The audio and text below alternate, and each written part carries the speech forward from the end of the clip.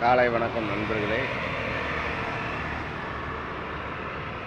பாமகவுடன் மோடியிடம் எந்த பெரிய கூட்டணி வைத்தாலும் எடப்பாடி பழனிசாமியை தமிழக மக்கள் ஒருபோதும் ஏற்றுக்கொள்ள மாட்டார்கள். ஏற்றுக்கொள்வதற்கான ஒரு தலைவன் அல்ல, ஒரு தலைவனாக இருந்தவன் அல்ல. புரட்சித் தலைவி அம்மையார் அவர்களை சிறைக்கு தள்ளப்பட்டதற்கு அம்மாவுக்கு எந்த ஒரு நிரந்தனையும் செய்யவில்லை. அம்மா அங்கே இருந்து வெளியே வரக்கூடாது என்பதற்காக அதையும் முற்றுக்கட்ட போட்டவர் எடப்பாடி பழனிசாமி அவர்கள்.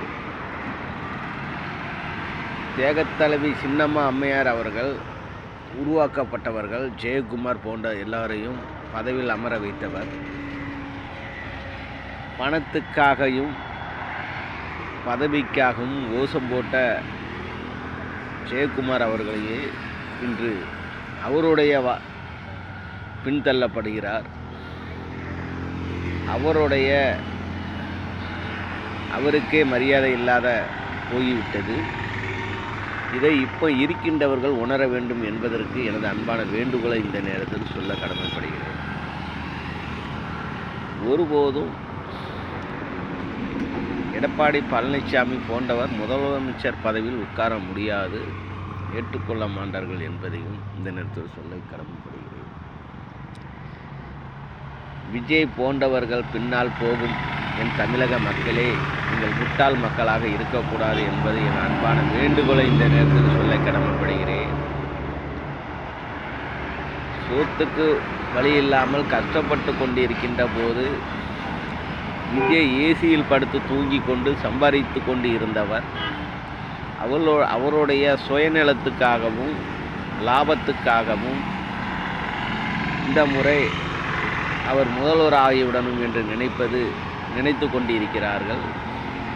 இதை தமிழக மக்கள் பாடம் கற்றுக் கொடுத்து அவர்களை போன்றவர்களுக்கு மரண அடியை கொடுக்க வேண்டும், படு தோல்விகளை சந்திக்க வேண்டும் என்று உங்களை அன்போடு கேட்டுக்கொள்கிறேன்.